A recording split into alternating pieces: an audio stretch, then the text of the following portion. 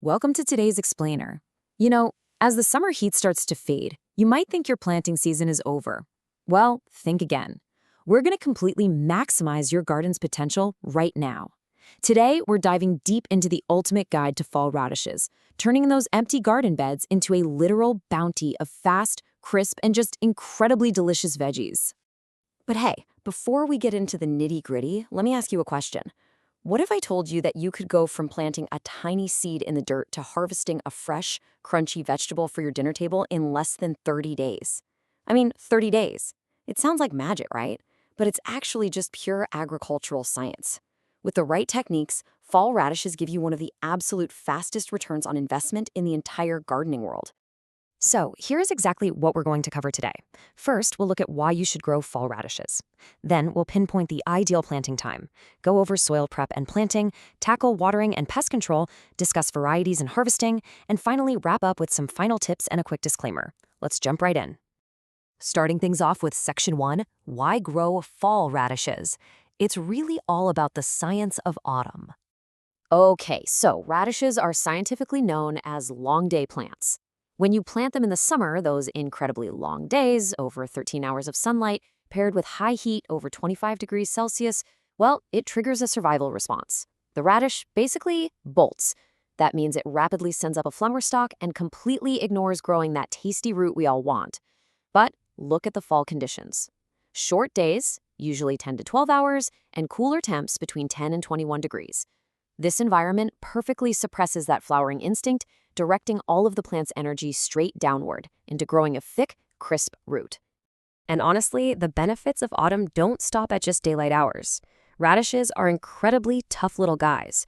Once they sprout, they can easily withstand light frosts down to -4 or even -6 degrees Celsius without any serious damage. To put that in perspective, they're surviving literal freezing temperatures. Plus, the cooler months naturally suppress a lot of pests. Strategically, they are the ultimate filler crop.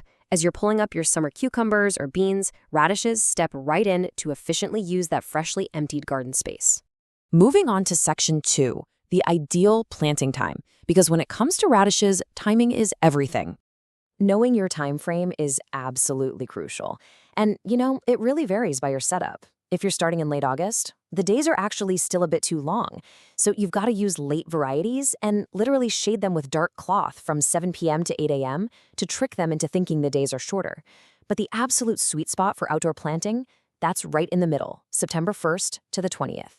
Hitting this specific window guarantees a beautiful, uniform harvest by late October.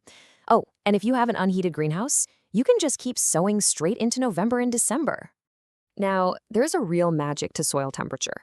Radish seeds are absolute survivors. They can literally germinate in soil temperatures hovering just above freezing, like 1 to 4 degrees Celsius. But doing that, it'll take them 6 to 12 excruciatingly slow days.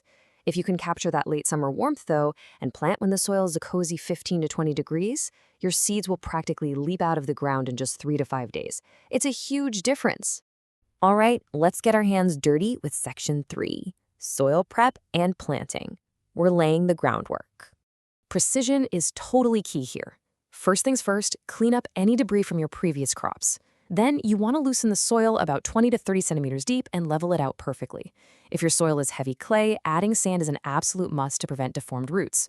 Finally, when sowing, bury the seeds just 1.5 to 2 centimeters deep, spaced 4 to 5 centimeters apart. Giving them this exact space is vital. If they're overcrowded, they'll just stretch for the light and bolt prematurely instead of bulking up. Nobody wants that. Now let's talk nutrition. Here's your exact recipe for success per square meter. A tablespoon of ammonium nitrate gives a quick start to the leaves. 1.5 tablespoons of potassium sulfate boosts that signature crispness and cold resistance, and 2 tablespoons of superphosphate drives root development. And for those clay soils, mix in half to a full bucket of river sand for drainage. But pay close attention here. Never ever use fresh manure or excess nitrogen. Seriously, doing so gives you giant leaves but hollow, watery, completely inedible roots. Oh, and avoid any fertilizers with chlorine. Radishes absolutely despise it. If you really want to accelerate that 30-day timeline, you've got to try these pro-level pre-sowing treatments. You can soak your seeds in a damp napkin for a couple of days before planting. Or for an extra boost, treat them in a pale pink potassium permanganate solution for 2 hours. There's also this method called bubbling, where seeds are saturated in water with oxygen for 24 to 48 hours. This drastically speeds up the internal enzymes and slashes your germination times. It's a total game changer. Which brings us to Section 4, watering and pest control. Time to protect your crop. You know, water is literally the primary structural component of a radish, and getting these phases right is absolutely critical. Phase 1, from seed to sprout, requires constant moisture through light daily sprinkling. But here's a secret for Phase 2.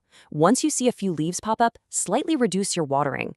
This minor stress actually forces the central root to dig deeper looking for moisture. Then, in Phase 3, when the root is actively bulking up, you hit it with consistent, heavy watering. We're talking about 15 to 20 liters per square meter.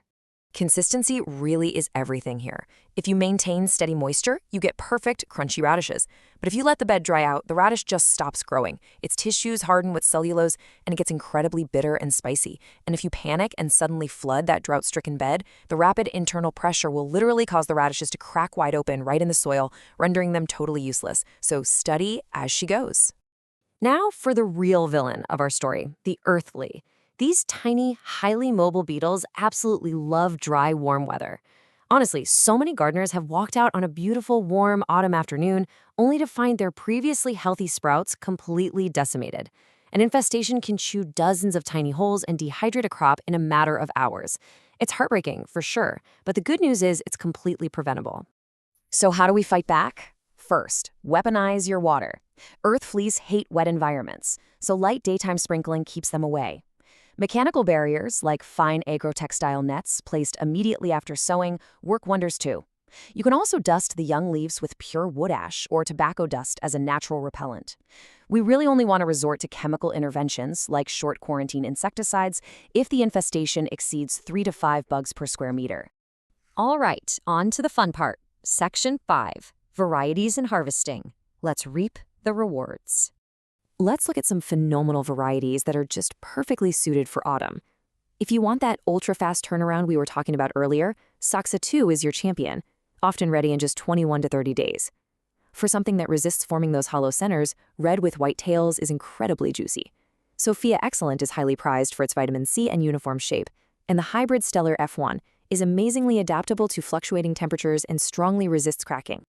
This brings us to a crucial question, and it's one that troubles a lot of gardeners, from beginners to seasoned pros. Exactly when is the right time to pull your radishes from the ground? Well, here is the big secret. Harvest them immediately when the top 1/4 of the bulb is visibly pushing up above the soil. A massive mistake people make is leaving them in the ground, hoping they'll get bigger like a potato. Spoiler alert, they won't. They'll just become hollow, fibrous, incredibly spicy, and lose all of that satisfying crunch. You've got to pull them when they're young and perfect. And finally, Section 6, final tips and a quick disclaimer. Pro tip, don't pull them all at once. Harvest in stages every 2 to 3 days. And when you do pull a radish, make sure to immediately water the bed with a good 10 to 15 liters per square meter. This resettles that disturbed soil around the remaining plants so they don't dry out. Wash your fresh harvest in cool water right away to stop them from wilting. Oh, and if you tie them in bunches of 10 and store them in plastic bags in the fridge at 1 to 4 degrees, they'll actually keep their commercial-grade crunch for up to 3 weeks. Now, please remember, gardening is a dance with nature. Success varies wildly based on your specific local climate, soil type, and weather patterns. Always, always consult your local agricultural planting guides to tailor these scientific principles to your exact backyard. But just consider this. If a tiny little seed can defy freezing temperatures to feed us in just 30 days, what other untapped potential is just waiting to be cultivated in your own backyard this fall? Happy planting, everyone!